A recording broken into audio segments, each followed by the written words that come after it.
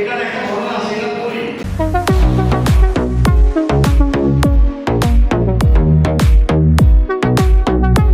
ময়মনসিংহের ভালুকায় জেলা পর্যায়ে নিরাপদ খাদ্য বিষয়ক জনসচেতনতামূলক কর্মশালা অনুষ্ঠিত হয়েছে। সকালে উপজেলা প্রশাসনের আয়োজনে উপজেলা পরিষদ সম্মেলন কক্ষে এর আয়োজন করা হয়। এ সময় ময়মনসিংহ জেলা প্রশাসক ও জেলা ম্যাজিস্ট্রেট মফিদুল আলমের সভাপতিত্বে প্রধান অতিথি হিসেবে উপস্থিত ছিলেন বাংলাদেশ নিরাপদ খাদ্য কর্তৃপক্ষ ও প্রকল্প পরিচালক আনম ও নাজিমউদ্দিন।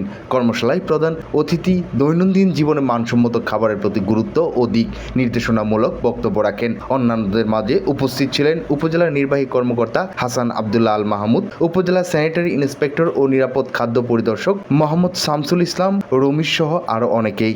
রান্না করতে করতে রংটাই চেঞ্জ করে তাও খবর নেই, একই পানিতে সারাদিন ধুচ্ছে প্লেট, কেমন আছে ঘটনা।